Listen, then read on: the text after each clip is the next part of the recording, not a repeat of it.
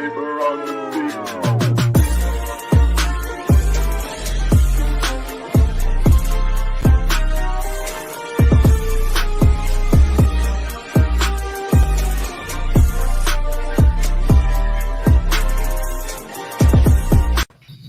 All right. Welcome everybody to the show. We have Conservative Ann. How you doing, Ann? Good. And we have Toni with Audit Pennsylvania. How's it going, Toni? Going great. I love that intro. That was so pump you up. Yeah, that was Kat put that together for us. And for those of you guys that are normal here, we are missing Kat today. She was out protesting most of the day as Michigan decided at the 11th hour last night to mandate mask. And she didn't find out until bus stop when she was taking her kids to school. That's how 11th hour it was. It was like 10 o'clock last night that they announced it. And of course, everybody's in bed. So anyways, we will move on to Toni here. Toni, tell us a little bit about what's going on in Pennsylvania. Oh my gosh, I don't know where to start. Pennsylvania is becoming quite the battlefield, if you will. We have two feuding senators at the moment. Do you want me to start there, or should we start back at the beginning? Maybe start at the beginning. Yeah, let's go to the beginning. Okay. Yeah. So in Pennsylvania, November 3rd, we go to bed. Donald Trump is up by close to 700,000 votes. It's in the bag. The news sites were reporting 65 to 70% of the votes were in. We're like, we've got this, no big deal. We wake up in the morning and a very large portion of that gap had closed. In Pennsylvania, being the awesome state that it was, rather than being able to call it right then and there, our corrupt governor and at the time Secretary of State, who has since resigned, conveniently, Secretary of State Kathy Boockvar, had cooked up a plan and went against the courts to get the Supreme Court to rule that it was okay to count mail-in ballots that came in until Friday after the election, as long as they were postmarked by Tuesday, Election Day. So they started a court battle, and the courts ruled they had to separate certain ballots out and blah, blah, blah, blah, blah. Well, by the end of the week on Friday, they found enough votes to call Pennsylvania for Joe Biden by 81,000 votes. And so I believe that's right around the time the media, when he got Pennsylvania, they called him, as I like to jokingly call him, illegitimate Joe. That's what he is to me, because I've done enough digging into the data at this point and ground game, boots on the ground, knocking on doors to find out that, in my opinion, there's absolutely no way that Joe Biden legitimately won the state of Pennsylvania. So when we watched him get inaugurated on January 20th, most Pennsylvanians, I think, were feeling like a lot of people across the country, like, how could this be happening? And after we licked our wounds for a couple of days, we picked ourselves back up. And I had a couple close friends, one that I've known a long time, her name's Karen Taylor, and another one that I met about 6 months to a year or so prior to the election, Jamie Sheffield. And we decided we needed to do something. We're moms of kids. We're not comfortable leaving our families to a communist country. That's where we see things going. So we got together. We wrote a letter that is the petition on our website. If you go to auditthevotepa.com and click on the petition tab, you'll see essentially the story of Pennsylvania in terms of the numbers and all the irregularities and everything that went unaddressed from essentially the week of the election till January 20th. And we thought, let's see if we can get some support. So we launched the petition in February of 2021. It took us a couple of months to get 15,000 signatures. We had our first rally on the Capitol steps in Harrisburg on April 21st, where we crossed over 15,000 signatures. We were super excited. Senator Doug Mastriano and Representative Mike Jones were the first two people in our General Assembly to publicly come out and support us at that rally. We got together after that with Senator Mastriano and just asked a ton of questions to get kind of his take on where we should go. And he threw kind of a challenge out to us at the time and said, if you can get 100,000 signatures on your petition, I will get you an introduction to President Trump. And at the time, we didn't really, not that I didn't think that was cool, I did, but at the time we were just so focused on exposing the fraud. That was our whole thing, because we thought, we know what's going to fix our election system. We need to go back to paper ballots. We need to get rid of black box voting machines. We need one-day voting. We got to get rid of the no excuse mail-in ballots, right? We know how to fix it. We just thought that there was no way we were going to convince our legislators to fix it unless we expose the fraud. So we kind of made that our mission. Let's dig into the data. Let's go door to door. Let's figure out what the heck happened. Well, lo and behold, in the summer, late June, we crossed over 100,000 signatures. And sure enough, Senator Mastriano lived up to his word and put us in touch with President Trump. And we actually had dinner with him a week ago today. Yeah, I saw that. So, yeah, it has been the wildest ride of my life because I kid you guys not, March 1st of 2020, I knew zero about politics, like literally nothing. I couldn't name the 3 branches of government. I remember when they said the governor was canceling school, I was like, the governor, what does he do? Like, how is that possible? I mean, I was clueless, and so were Karen and Jamie, and something felt off. We went down rabbit holes. We started really studying and reading books and researching history, and it really made all the difference. And it's why we're here today. So, I think for all those that are paying attention and that'll watch afterwards, this should give anybody and everybody hope for anything, whether they want to run for office or correct elections or get involved. You don't have to know it all or anything. I mean, that's encouraging. So, Yeah, so was nothing. that, so when you heard that something was going to be affected by a branch of government, that's really what clicked in your mind to say, okay, hold on. How is this possible? Why is this possible? I need to find out. That is exactly what happened. Okay. And you know what? You're not alone. I bet any money that most of America that had nothing to do with politics before that's the reason why they're into it now. So how'd that dinner go with Trump after that happened? You guys, it is surreal. It's seriously surreal. So Karen and I, we were sitting across, he was at the head of the table and we were sitting across from each other, and we just kept looking at each other the whole time, like shaking our head, like, that's you, this is me, that's President Trump. Like, how is this happening? It was surreal. It was really an honor. It was a true honor. I got to pray over him before we left, which I think that's awesome.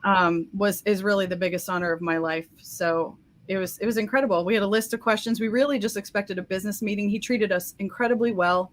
You know, I wasn't always a huge Trump fan. I voted for Marco Rubio, honestly, in the primary of 2016. I was the typical woman that didn't care for him because of his personality and how he was. But the more I was a conservative, and then the more I started to really dig in and understand what he was doing with his policies and what he was doing to protect our rights and fight for the Constitution, he really grew on me. And that's what like we had Gene Ho on, which was his official campaign photographer, and he kind of had a similar story where he didn't really care for him beforehand. It didn't seem like, and then meeting him in person, it like changed his whole perception of what he's like, how nice and genuine he is, and I'm sure something you can probably confirm here on your end too. Yes, he's super genuine. You know, he very professional. He took pictures with us. He didn't try to touch anybody, unlike the illegitimate president. He didn't grab you? No, he didn't grab you by the tax. Well, hey. Nope, all good. All good there. But what's funny is that is apparently what that did, that statement, what that did for, I guess, millions of women in America was they made it seem like he was like a predator. Yeah. And then I had to constantly remind people of the conversations that they've had personally with me in a private setting, women included, where I was like, don't you remember that one time when you told me about that guy that blah, blah, blah, blah, blah? And they're like, yeah, that was pretty bad, huh? Yeah, that's the same setting that he was in. Just somebody ratted him out. So funny how that works out. But anyways, I digress. Yes. So where do we kind of stand on the Pennsylvania audit? Is the government in Pennsylvania going to take it serious? Is there any action coming about it as of now? That's a loaded question. That's a very loaded question right now. And I guess this couldn't have been better timing. So when we went into that dinner, essentially it feels like 8, 12, 24 hours after that dinner, things kind of flipped completely on its head. So we know that Senator Mastriano has spearheaded this effort in Pennsylvania really from the beginning. And it's evident in the fact that he held the very first hearings in Gettysburg, was read the Wednesday, I believe, before Thanksgiving, where he gathered witnesses who had seen things. Rudy Giuliani was there, Jenna Ellis, and they got information out to the public, what people had seen. he really spearheaded the whole effort, and he did was helpful with us only because we nagged him. So we were on the inside close enough, nagging him on a regular basis to continue his efforts. And we kind of do know the timeline from the inside of how things played out. And the day after we met with President Trump, Senator Corman essentially fired Senator Mastriano's staff, or reassigned them, really. They took them from him. They're still employed by the Senate, but he gave them to other people. He stripped the senator of his committee chair position and essentially yanked the rug out from under him, or at least that's what it looks like. Put a different senator in. Senator Dush is now in as the chair of that committee. And Senator Corman appears to be saying all the right things. However, I have very, very, very grave concerns, trust issues. We have him on video lying several times. He is a career politician. He seemed prior to now to really have little to no interest in doing a forensic audit, full forensic audit. We have reached out to him on multiple occasions, and not just us, but we have like over 500 volunteers now in our state, and a lot of them in his district. He's never answered any phone calls, any emails. He would never take any in-person meetings with his own constituents. And so we're really concerned. Just lack of transparency. He hasn't been the most upfront, willing to talk with the people and transparent about the whole thing. So when's he up for election? He is up in May, the primary. We have a chance to primary him if we can't get him to resign before that, which is, I've kind of made that my mission this week, and I don't know that I'm going to get there, but we're trying. Now, you're not physically doing the forensic audit. You're fighting for a forensic audit. Correct. We're very strategic girls, the three of us. And we've done a lot of, we're business people. I guess was never in a project management role, but I'm an entrepreneur and I run businesses. And so I guess I understand how to manage projects. And so we were on, Senator will tell you what, we nagged the daylights out of him. I was on him. What's the next step? When does it happen? What are going to be the roadblocks that are going to come up against it? What can we do to get ahead of it to make sure this happens? We essentially managed it as best we could from the outside on the ground up until this point. So 3 nice, persistent women. Very, very. That's danger right there. Yes. So what are the next steps that you see for going forward from here? You know what? I wish I knew. I hope I'm wrong, but I have a feeling that we're not going to get what we worked really hard and petitioned for up to this point. And I hope that I'm wrong. Yeah, so do I. But it doesn't look like the people are going to get what the people asked for. However, that doesn't mean that we're going to quit. We know what it's going to take to fix elections in Pennsylvania, and we have every intention of following through with that and continuing our grassroots efforts. But at this point in time, we're going to maybe just sit back and wait and see what happens and get involved where we can, when we can, to make sure it does get done to the way that it was planned up until now. And honestly, I know people hate to hear this, but we're just going to have to wait and see. So what exactly was presented to President Trump at that meeting when you guys met with him? What was the conversation about? What was it like? And what kind of questions did he ask you, or statements? It was more. Or are you not allowed to say any of that? I don't know. I'll disclose what I can. Okay. But we had a lot of questions. I had a clipboard. We had questions for him, and he's a talker. He talked a lot. And you could see like the 3 ladies looking at each other, trying to figure out when we could like jump in and get our questions answered. And I had like a clipboard. I was marking stuff up. State of the Unions went very long, I know. So we really had more, what I did study about him, I read his book, Art of the Deal, like ages ago. And I understand he's a very smart, strategic businessman. So our questions were more geared around strategic moves that we could do on the ground. We were looking at a lawsuit, and maybe still will be, against our General Assembly to see if we could force or mandate for them to do a full forensic audit. Because if you read, Senator Mastriano came out today with a press release essentially detailing how he had been blocked and what Senator Corman had done to kind of get in the way of all of his efforts up until this point. So we were going to look at it from a lawsuit. Let's see if we can mandate, if Senator Corman's going to block it, let's see if we can mandate it. So we asked him some questions about that. We asked him, the last question actually I asked him was, if you were us, what would you do moving forward? And his answer was, he looked me right in the eye and said, keep doing what you're doing and never give up. It's awesome. Yeah. That is awesome. So then if you don't get the forensic audit that you're wanting and needing, are you going to pivot to law changes to change in Pennsylvania, or? That's a good question. We're in the figure out what our strategy mode is at the moment.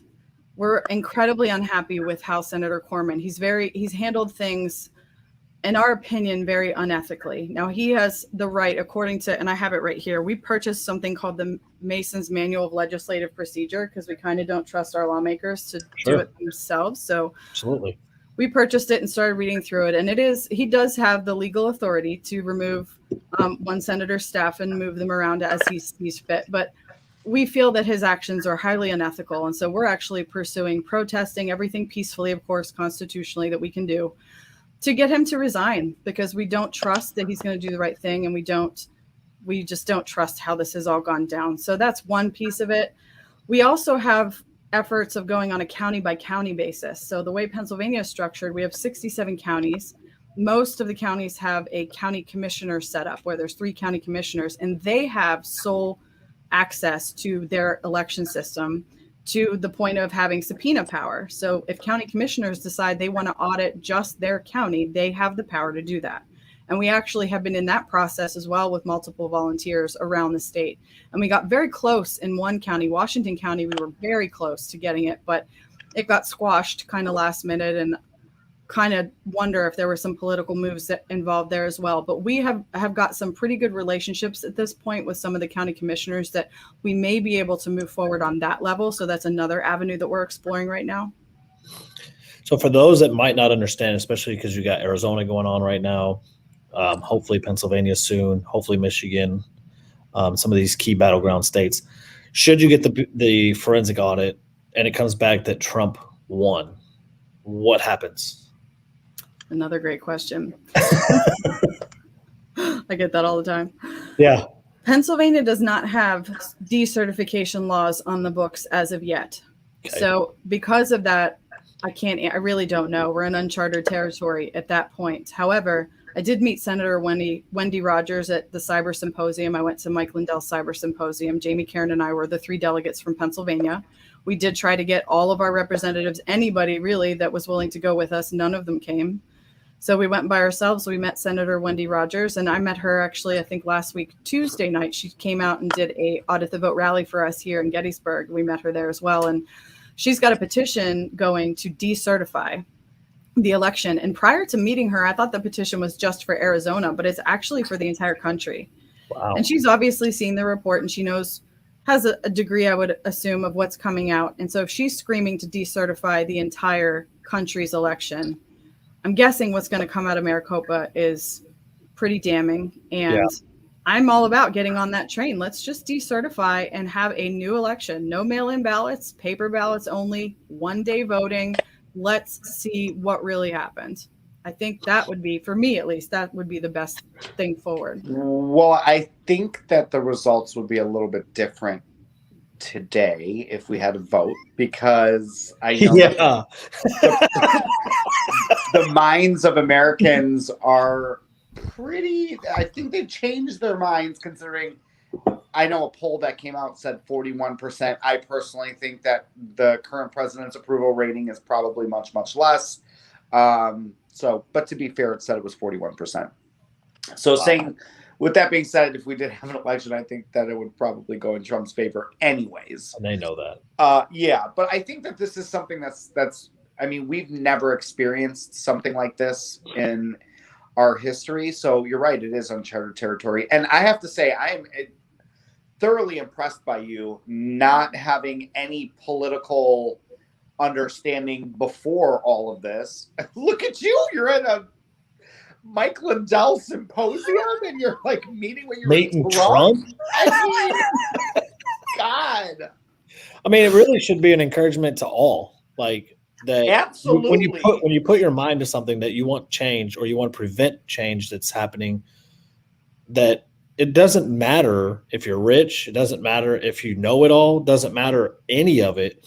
If you just put your mind to it, research, because I'm sure you guys have done countless hours of research. I mean, I'm sure the late nights were there, if not 24/7 type deal. And when you put your mind to something, if you truly want change, like it has to start with us at the end of the day. That's exactly what it was. It was just raw, relentless persistence. Honestly, I could tell you exactly what I did. I turned off the TV. I haven't seen a movie or a TV show. Our social lives essentially turned off anyway because we weren't allowed to go anywhere or do anything. So, Right. And I have a very busy family life. I have 3 small kids, a husband. My mom also lives with me. So I just put every ounce of every spare minute that I could into learning, studying, and soaking things up. I actually took a Constitution class last fall, which is kind of what kicked off a lot of our knowledge and understanding of kind of what to do.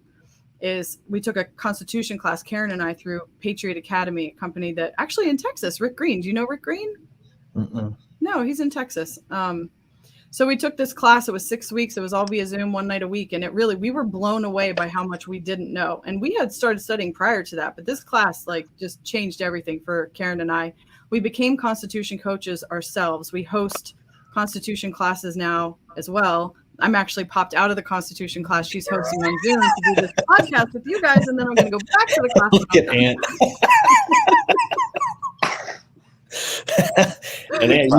and all your rants seem pointless today now, don't they? So pointless. I feel like I'm going to take this Constitution class. You should. We're starting another round September 15th. It's one night a week for 6 weeks. On Wednesday nights we do it. So you should join us. I would love to. Yeah, it was a game changer. I might join that too. It's Yeah. good for anybody to join it, so that's good. It's a game changer. Karen and I are thinking about even starting like our own patriotic education company because we're realizing that the reason why we're circling the drain and about to lose everything is because we don't know our rights. We've had decades of indoctrination. People don't know the real foundation of the country, really the history, the true history, American history, and they definitely don't know what their rights are and what they can use to stand up for themselves. And if we get this generation of people educated, that's the game changer. So we're super passionate about that. And you're right. They don't know civics. They don't know basic Constitution. They until it becomes like a talking point, which is all they know now. They really, and I hate to say it, it's people of even our age that don't, all the way down. And so it's insane what lack of knowledge that we have for our own country is. It's astonishing. It is. I don't think anybody was really that into politics until Donald Trump came into the picture. I mean, let's really be honest here. It is mind-blowing to me, though, because I remember having to pass the Constitution before I was able to graduate high school. Mm-hmm. We also had to take econ, civics, all these different classes that I don't really think are in their curriculum anymore. So it's sad that a lot of people don't know exactly. And there's probably tons of stuff that we can learn. I saw a comment in there saying we should all take the class. I agree. We probably all learned something in that class. Yeah, very much so. Yeah, I mean, some of my most viewed videos have been civics, just not meaning to, but teaching some civics, and people just don't grasp it. I mean, like now, obviously, with the situation that's going on in New York, people think that the lieutenant governor was just handpicked and put in there. It's like, no, that's kind of how it works. Like when the governor steps down or is impeached, the lieutenant governor, just like a vice president, comes in their place. They don't just put somebody in there. Right. And it's like, come on, guys. Like, this is basic civics. This isn't like upper echelon civics. And it's sad to watch, and which is why the politicians are getting away with everything. Exactly. That's exactly why they're getting away with everything, because we don't know what we can do to hold them accountable. But once you do learn that and you start getting together with like-minded people and showing up even in small groups, 5, 10, 20 people, it's a game changer. They do not like pressure. And you they don't like that you know. No. Right. They hate that you know. I've met with some of them in their office and gone kind of, back and forth and asking questions, and you can see them start to sweat when you ask a question that they go, crap, I can't believe they know this. What do I do? Yeah. You locked us down for 16 months. Look at all the knowledge we got. You made us teachers. You made us cooks. You made us everything that you didn't want us to be. Here I am. That's my favorite. I love it. Surprise. Yeah. I mean, like, here it is. A 17-year-old kid, senior in high school, knows nothing about the Holocaust, Hitler, or I mean, I had to read Anne Frank's book. Like, I mean, I had to do a whole project on the Holocaust. I'm so surprised that the kids don't know what happened. The reason they don't want them to know is because what they're implementing now is exactly what textbook. Implemented It's textbook. It's to the T. I mean, It is. We are in 1930s Germany. Like literally, it's frightening.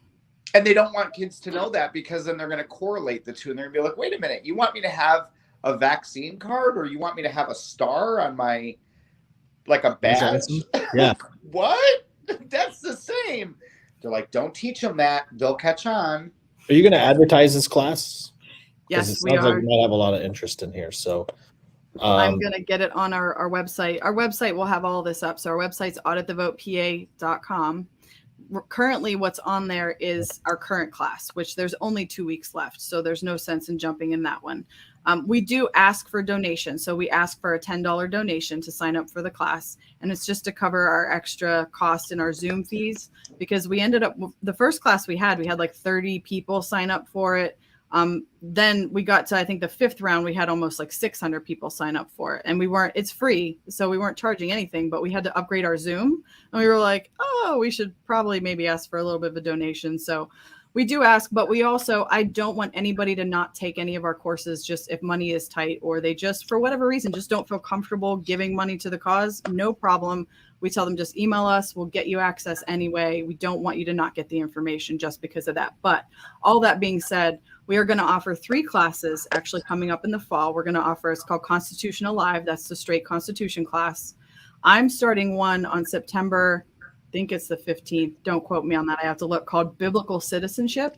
Really good class for maybe churches that want to talk a little bit about what does the church say? What does the Bible say about government and about politics? Because a lot of people think there's supposed to be separation of church and state. We've been completely misled on that. It's not anywhere in the Constitution. No, it's not. It's not in the Declaration of I Independence. say that all the time and nobody believes me. No, it was Thomas Jefferson talking to the Danbury Baptist Church. He wrote them a letter assuring them that the government would never step in and mandate that they follow a certain religion. That's what it was. And it's been totally taken out of context.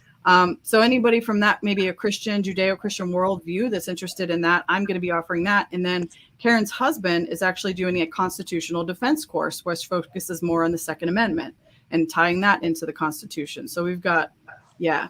Wow, I am just so impressed today. What was that website again? Just so I can scroll it across. Auditthevotepa.com. And by the way, Toni, because Tex and I have been having this conversation about the $10, like just in our own personal thing.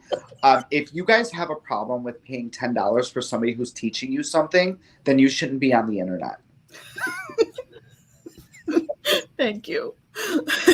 Well, we just, the critics, they come. No, you don't have to, baby, honey. You're setting up a whole, and I get it, because there are people who you're going to get hate from. Well, what do you need the $10 for? Well, then I ain't got to teach you. So there's. But here's the thing: if you want to take any class, go to a college and see what it costs just to take a class. Right. Toni, what'd you pay for your college? I'm very comical when it comes to political stuff, so I'm sorry. But no, seriously, I had to deal with it today. People were saying I wasn't a real conservative because I don't know, because our creators were asking for donations so that they can continue their travel and help build their platforms and stuff like that. And I'm thinking to myself, $10 for somebody to teach you for 6 weeks on a class. Yeah, break that down. I think you'll be fine. Break that down hourly. How much are they really making? Right. Exactly. Well, and it's the other thing too is Karen and I and Jamie, Jamie still works full time. We run several businesses from our house, but because of everything we're doing to try to save our state, it's taking away from our other businesses. So we're like, if we could just balance things out to make sure the bills are paid, that would be good. No, absolutely. And everybody, listen, people already know how I am in this chat here. Yeah, at your local community college, it's about $500 per class, right? And you're And sitting you got to next attend it, not on a Zoom one day Yeah. a week. Right. So So I'm going to put the form for our biblical citizenship class. If anybody wants to register, can I stick that in the comments? I'll do that now. absolutely. Okay. So there's that one. And then I'll get one for the constitutional defense and I'll stick that in. And we don't have the link set up yet for our next round of just the Constitution class itself. But as soon as we get it, it'll be on our website. So if you go there, that should Is there be... a class that the LGBT community can take so that they understand how the Constitution works? I mean, they can take... I'm there's just kidding. I'm just kidding, because they don't. But I have no idea how it works. I'm letting you know that.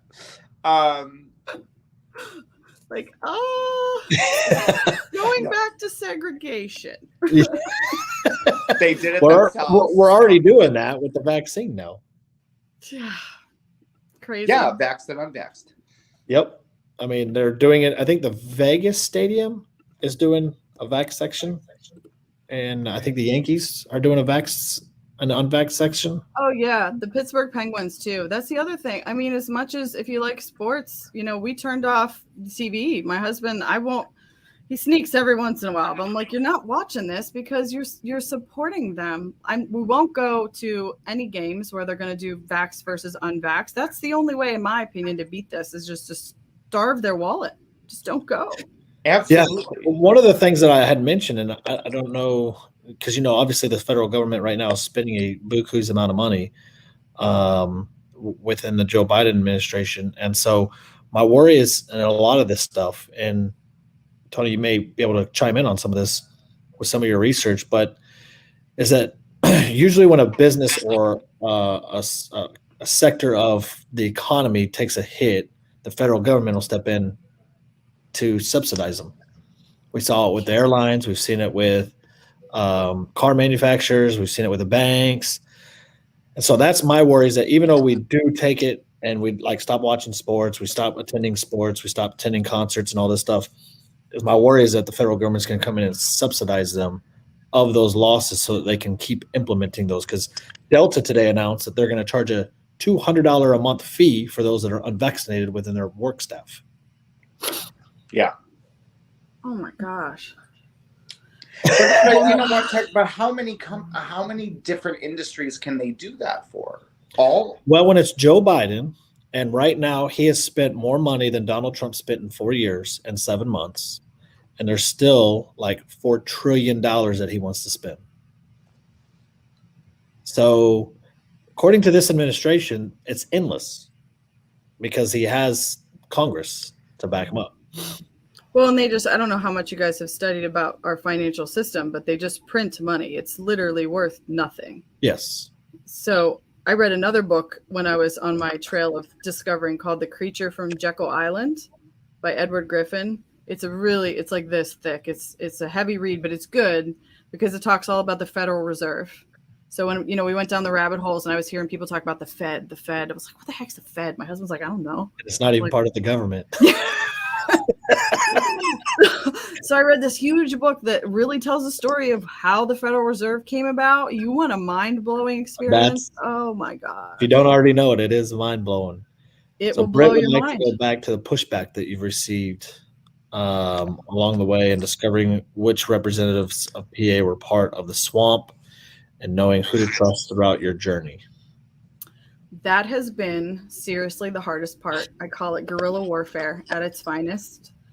And I think you have to have discernment. You have to understand how to read people, their body language, how they talk, where their eyes go when they're saying things. Do they look you in the eye? Do they not? It just takes work. It took a lot of work trying to build relationships, going to Harrisburg, meeting with people to figure that out, study what bills that they have written, how have they voted, who donates to their campaign, what might that special interest be. So that has been without a doubt the hardest part. I wish I had a quick answer for you on that, but I don't. So have you found that the special interest has been the key indicator of all this? I think so. The lobbyists, this is kind of a rumor in our state, but supposedly our entire state is controlled by the lobbyists and trial lawyers out of Philadelphia. And they kind of lobby the legislators who in turn write legislation to benefit them. And of course they do it in a way that they don't get caught, but kickbacks, which are illegal, you have to prove that and all. And I don't have any proof of that, but that's the word on the street. So we're in talks of how do we get them to pass legislation to limit that? I think that campaigns, for example, they should put a cap. This is my opinion. They should put a cap on how much money can be spent for a campaign. If you're a House rep, it's this amount. If you're a senator, it's this amount. If you're the governor, it's this amount. And that way, the person that runs the best campaign on the exact same budget, I think, should win. Otherwise, you open it up to all these lobbyists and companies that control it with the money. Just follow the money. It's pretty easy. Love that. Yes, that would help a lot because, like our governor race, they're saying it's going to cost $100 million to win Texas governorship. Pennsylvania, they're saying 20 to 30 million. So. Well, Yeah. Gene Ho told us how much it was. It Gene or somebody had told us how much it actually costs to run for governor, to run for president. To run Gene Ho it did. was Adam Calhoun told us. They both did. Yes.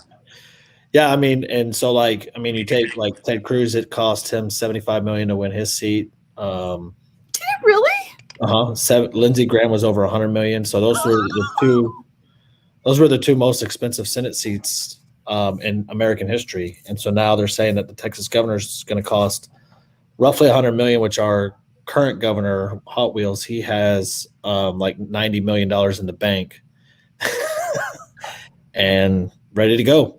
And for $150,000 a year job. I mean, where are all the liberals that are crying world hunger? Like, why are they not outraged by this type of thing? They're so quiet right now. Like, They're probably planning the next LGBTQXYZ parade. Pride parade. Yeah. BLM. Right. like Right. what? Yeah, and that's the crazy thing. So that's why I like the idea of caps because it allows people to still contribute, but it does put a cap on there, which I do like. I think that's a good resolution. It still allows lobbyists to be in, but also caps it.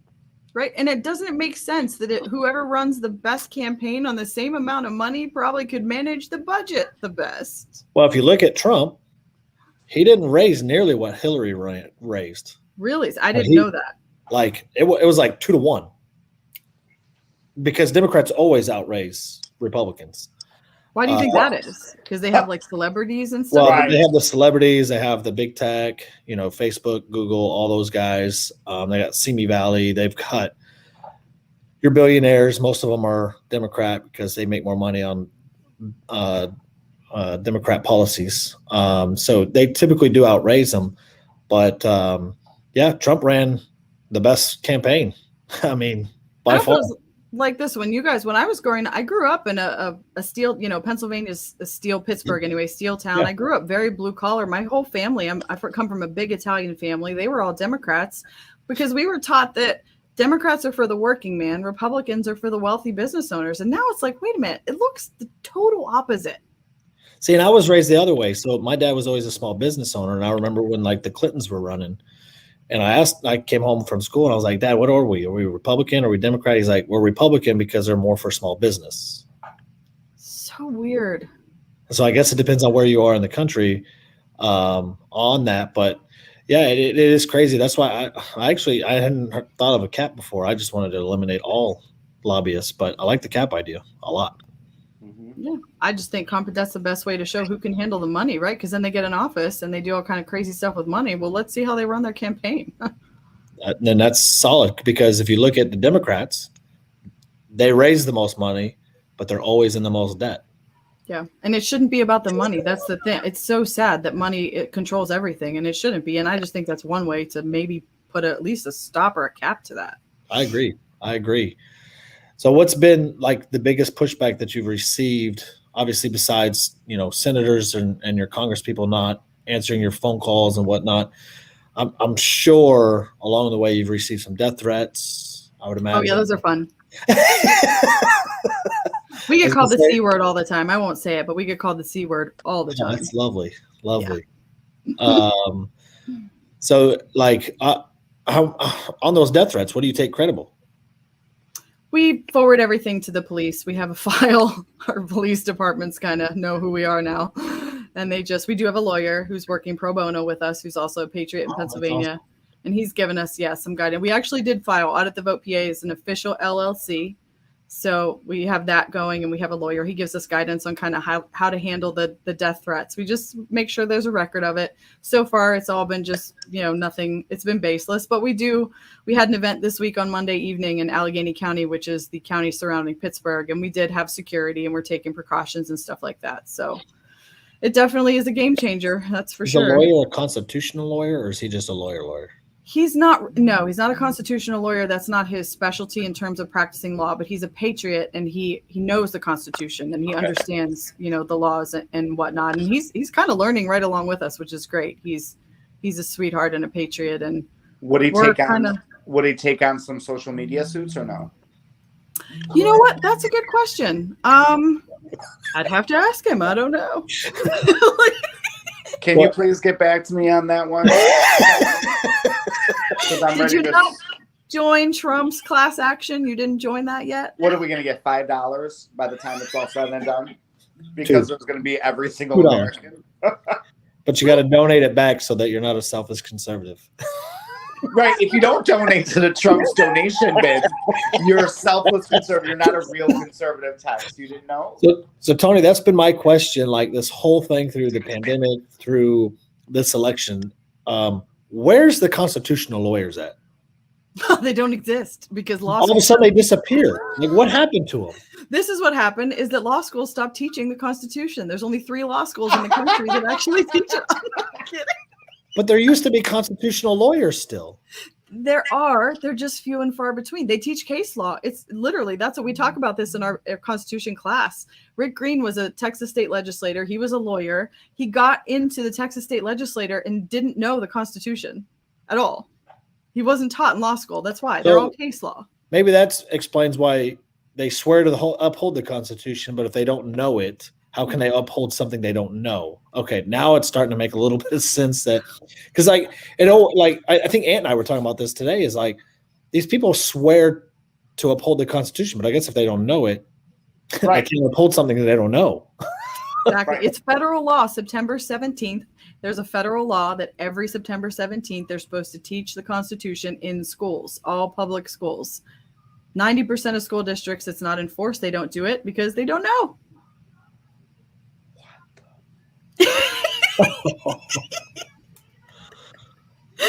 You need to take my class. The future's looking bright, isn't it, Ant? I mean, I remember studying my butt off for that Constitution test before my senior year. And my parents, I think every parent in our district was like, you guys study groups, make sure you pass. It was important. It was a big deal for us. And I don't remember just hearing that it's not a thing is sick. I had I remember having civics. I think it was 7th grade. And after that, all I remember is it called social studies. I don't remember. Well, we had social studies, then we had U.S. history, then we had econ, civics, and in history class, you took the Constitution usually. So we have for us. History out here. And then we had history and then world history. So we have Texas history, U.S. history, and world history out here. Yeah, so maybe it just depends on the school district. Maybe I'm quite a bit older than you guys. I honestly don't remember. I mean, that's okay. I couldn't remember you. I mean, I couldn't tell you exactly what we learned about in there. You just remember studying for it. No wonder you didn't learn anything. Well, I don't mind telling you how old I am either. I got an A. You passed it, but you didn't learn anything.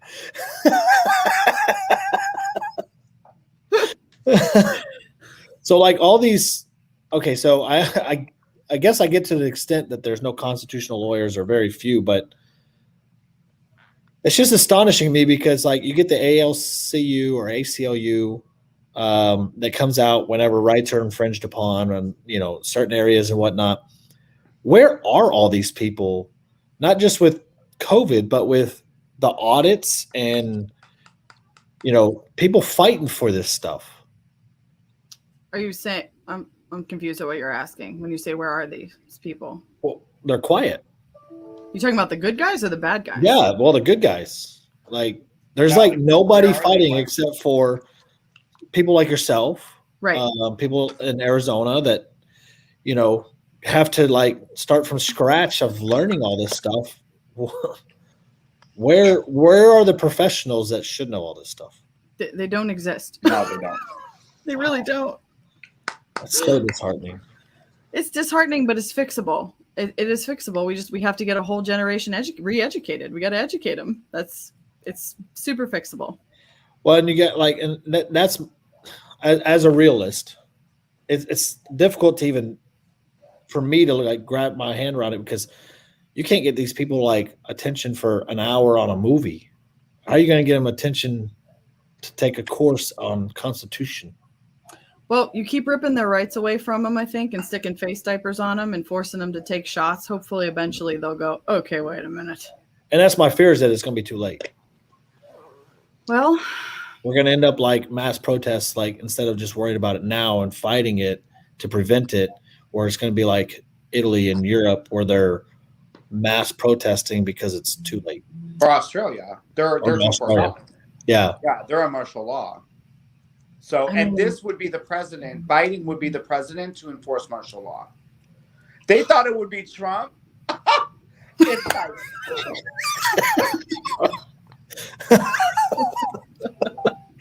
Biden. They yelled dictator for 4 years and didn't get one. For 4 years, we're going on your 7 wow. months, They're still calling him a dictator.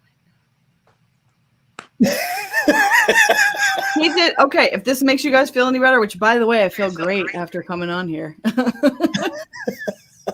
If it makes you feel better, he said he'd be back. He didn't say when. He said he'd be back. So we actually Tex hates that.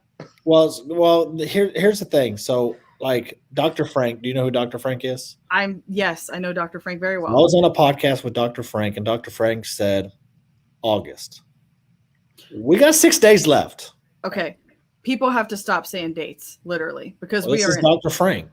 I know, and I love Dr. Frank. And you know what? He hasn't done that with me that often because I've asked him, but he hasn't. He gives me other people's predictions, but he hasn't made his own prediction, at least with me. And I'm on the phone with him probably at least once a week-ish. So he works with us quite a bit. We have a lot of the data from him. And we got to stop ignoring people that say dates because we're in uncharted territory. We're in completely uncharted territory. We've never had an election stolen on this scale before. Yeah. There's nothing to, we got to just figure it out as Americans. Just come together under one umbrella and figure it out and stop worrying about when, how, who, get involved locally. Actually, I talked about this at my meeting on Monday night. Everybody wants to look at the national level and Joe Biden and, oh my God, Afghanistan, and look what he's doing with this. You and I can't control that. It's out of our hands. What we can control is what happens in our own community, in our own school board, in our own Republican committee meetings. So you have to get involved locally and connect with like minds that you can see change on a real local level first. And then it does kind of build your confidence and your belief that, holy cow, we really can make a difference if we just keep going. So your organization started out as three ladies that knew nothing, that know everything now. And what is your staff like now? Has it grown from the three of you, or is it just still the three of you? Well, staff-wise, I mean, when you say staff, none of us are taking a paycheck. This is all just us. Well, yeah, and I say staff, like how big is the organization gotten? Because we have upwards of 500 volunteers. Wow. But our strongest thing is it's not about us. It's not even just us. We've connected with any conservative grassroots group in the state of Pennsylvania. We want to connect with and figure out how we can mesh, complement each other. What's your strength? We'll tell you what we're good at. Let's come together, because that's how we really take it back. And that is really our biggest strength is we got there's 40, 50, maybe even 60 grassroots groups like mine that we are connecting with on a somewhat regular basis. That's where the real power is. And for those that are in Pennsylvania, and even for those that are not in Pennsylvania, how can we help? Get the word out, pray for us, promote our social media. We're on Telegram. We put daily calls to action on our Telegram channel, which I'll see if I can drop that in the comments too. We're on Gab. We're on Facebook. And that's the other thing that I think people are mistaking, which I did it too. I got off of Twitter. When they booted Trump, I was like, it's supporting these people. I'm getting off of there. But that's social media is kind of how we beat them, because we can get information out faster than they can counter the narrative. And so we have to figure out how to use that to our benefit and leverage these tools to beat them. That's how we're going to do it. So I would just encourage people. I'm not saying you have to get back on Facebook, but just learn how to play the game, learn how to post things that they won't necessarily take down so that you can reach the masses as fast as possible. Because what we're seeing in Pennsylvania right now, that Senator Jake Corman, he's scared.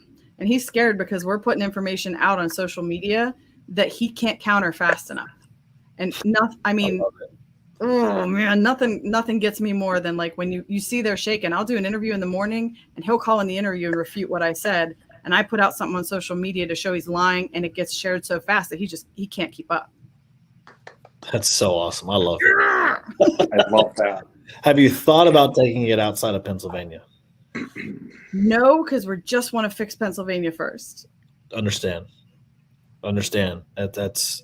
I mean, why would you want to fix Arizona unless she somehow unites a group in another state to start that on their own, kind of under the same umbrella?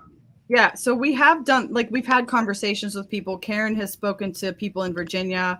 I just had somebody actually reach out to me yesterday from Kansas. So I'm willing to talk to anybody about what we did to get started. I'd love to have a conversation, give you some tips, but they're gonna have to figure it out, I think, on their own for their state, because every state is a little bit different. We have similar things, but the symposium was great because we got to connect with people all over the country. By Sunday, they had all 50 states represented, at least a delegate from somewhere.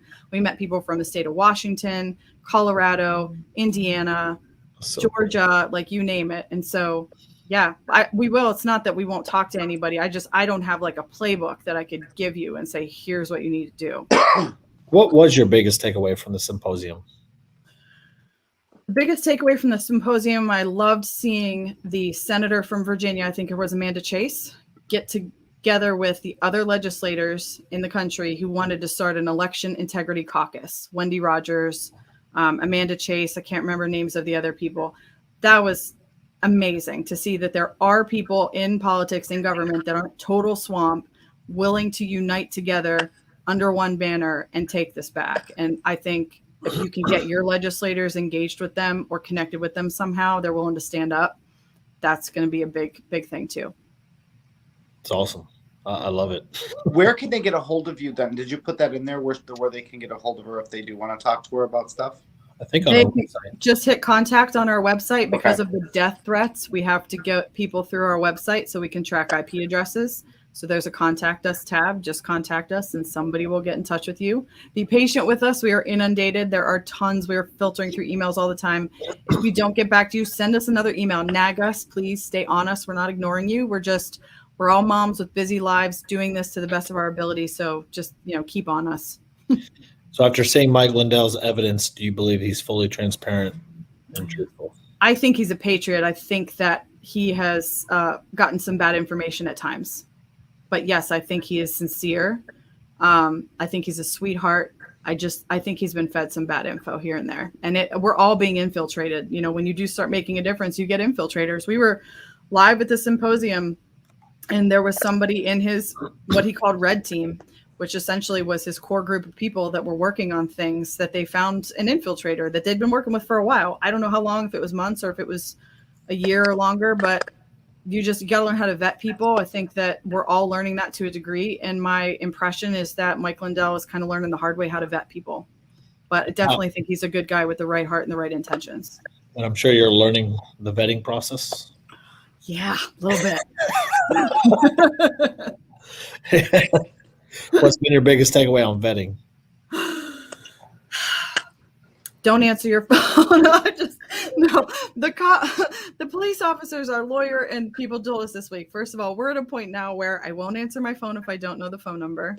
So people send me a text. Like if I miss the call, send me a text. They'll say who they are. If I met them, that's like my vetting thing.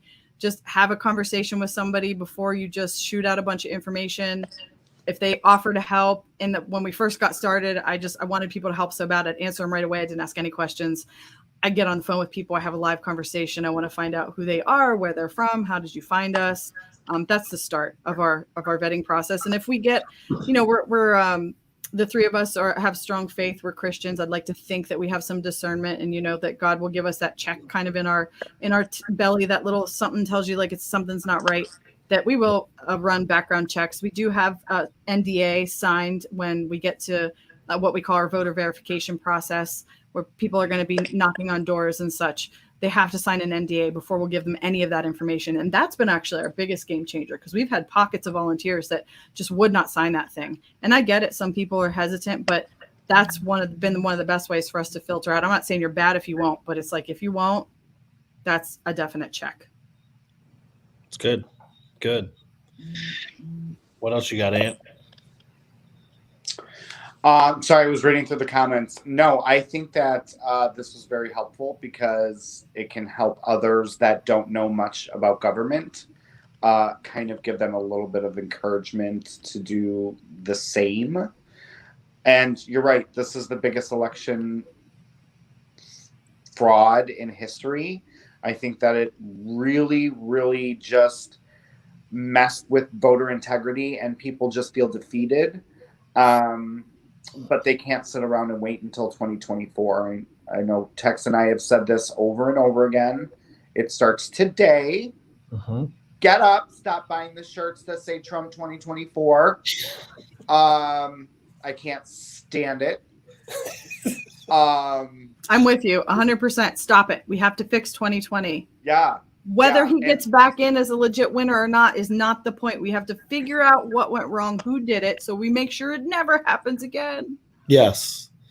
And that's the thing. And that's the thing that I preach a lot too is getting in touch with your legislation now to fix it, because that is a big pushback we get on all of our social media. I know Ann gets it too, is like, what's the point of voting? Voting got stolen this time, yada, yada, yada. But do we just throw in the towel? Because if we throw in the towel and we just stop voting, Democrats are going to take it by a landslide, but we can't fix it.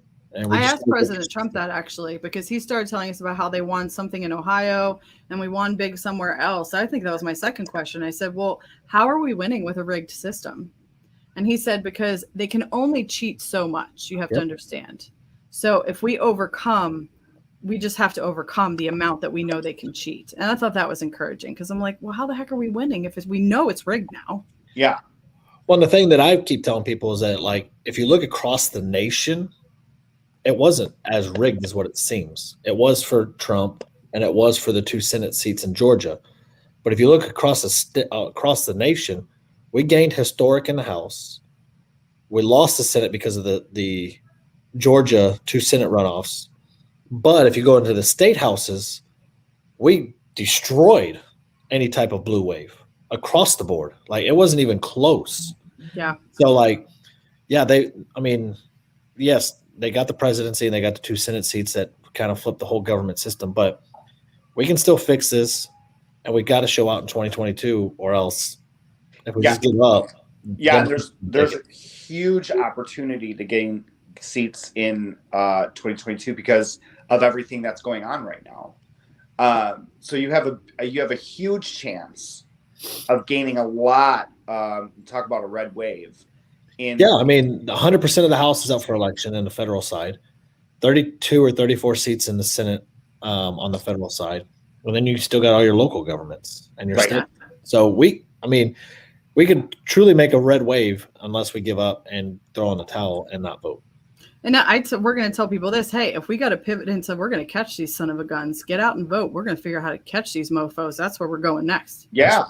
And that's what we need to do. We truly have to. And that's the attitude that we all have to take, that no matter what.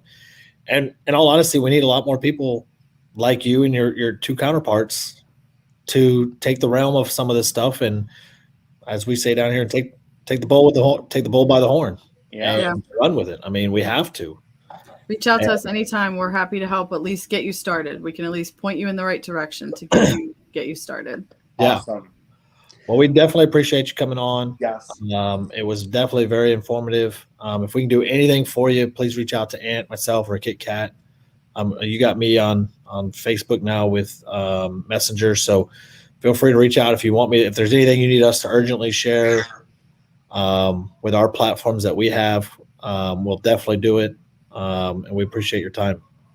Thank you. I appreciate it. And I'll get you a link as soon as I get the next class live starting in September, because I saw people say we should all take it together. I'll get you guys the link for that. I would Okay. love to take that. Thank you. Absolutely. I will absolutely be taking it. Sounds good. All right. Thanks, All right. guys. I had a Thank you, great everybody. time.